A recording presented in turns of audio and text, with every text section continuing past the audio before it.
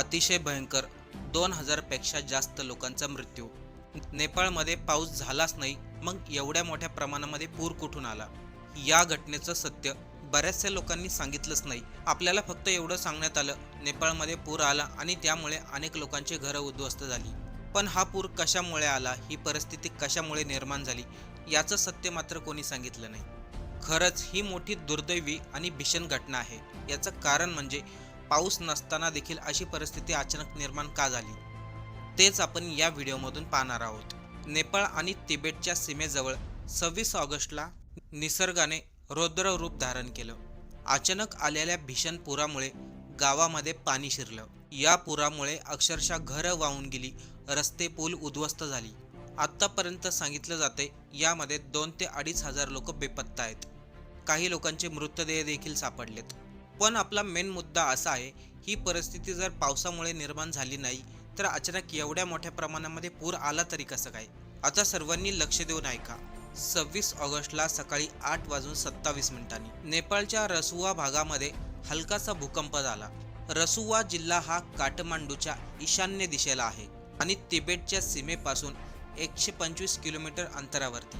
जो भूकंप झाला त्याची तीव्रता फार मोठी नव्हती. भूकंपाचे एकदम हलकेसे झटके आले होते. पण तो भाग उंच डोंगराचा आहे आणि तिथले डोंगर अनेक ठिकाणी उताराचे आहेत.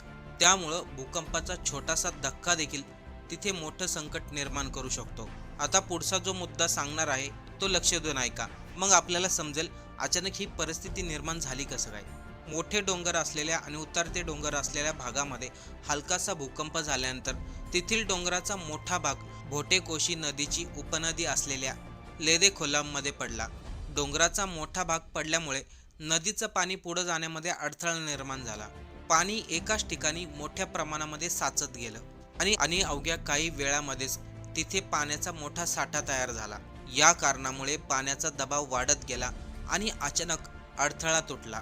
त्यानंतर प्रचंड वेगाने पाणी डोंगराच्या खालच्या भागामध्ये वाहत गेलं आणि अचानक पुराची परिस्थिती निर्माण झाली.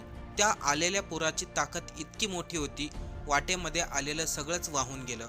मग घर असो, दुकान असो, रस्ते असो, गाड्या असो किंवा मोठी पुलं असो, सर्वांचं नुकसान झालं. पण यानंतर जे घडलं ते देखील खूप भयंकर होतं.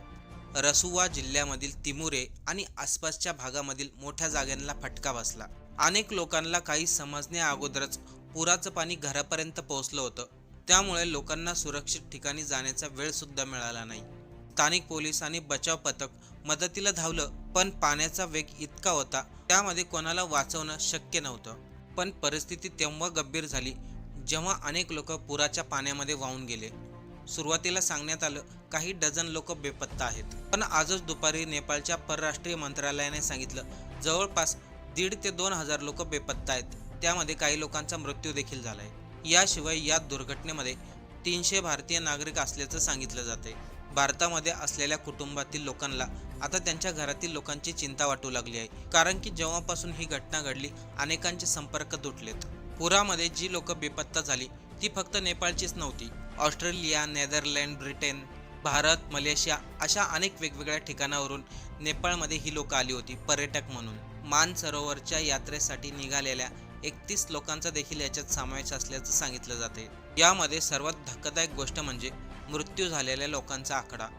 अशा परिस्थितीमध्ये भारताने देखील नेपाळला मदत पुरवली आहे.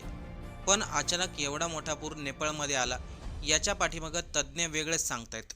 तज्ज्ञ म्हणतात नेपाळमध्ये जी पुराची परिस्थिती निर्माण झाली त्याच्या पाठीमागे फक्त भूकंपाचंच कारण नाहीये. भूकंप झाल्यामुळे डोंगराचा मोठा भाग नदीमध्ये कोसळला असावा. डोंगराचा भाग नदीमध्ये पडल्यामुळे बरंचसं नदीचं पाणी अडलं आणि पाण्यावरती प्रेशर आल्याने पाणी एकदम वेगाने खालच्या दिशेने वाहू लागलं. त्याचबरोबर बर्फ आणि दगडांचा मोठा भाग खाली असल्यामुळे परिस्थिती आणखीन गंभीर झाली. हिमालयाचा हा भाग अगोदरपासूनच खूप संवेदनशील आहे. त्याचं कारण म्हणजे तिथले डोंगर अनेक ठिकाणी कमकुवत आहेत. त्यामुळे भूकंप, जोरदार पाऊस किंवा बर्फाचा मोठा भाग खाली आल्यास डोंगराचा बराचसा भाग कोसळू शकतो. नदीचा मार्ग बंद झाल्यानंतर पाणी एका ठिकाणी साचतं आणि त्यानंतर पाण्याचा दबाव वाढला आणि ही पुराची परिस्थिती निर्माण झाली. तसं पाहिलं तर नेपाळमध्ये सध्या पाऊस कुठेही पडत नव्हता. या घटनेची माहिती भारताला होताच भारताने तात्काळ काही खाण्याच्या वस्तू आणि वैद्यकीय मदत पाठवली आहे. भारत आणि नेपाळ या दोन्ही देशाच्या सीमा एकमेकांना लागून आहे, त्यामुळे अशा परिस्थितीमध्ये भारताकडून मदत मिळणं अत्यंत महत्त्वाचं ठरतंय. या सर्व घटनेकडे पाहिलं तर एक गोष्ट स्पष्ट होते. ती गोष्ट म्हणजे हिमालय आपण जितका सुरक्षित समजतो तो तितका सुरक्षित नसतो. सर्वात जास्त मोठी भीती आहे ते म्हणजे पुरामध्ये बेपत्ता झालेल्या लोकांना शोधणं.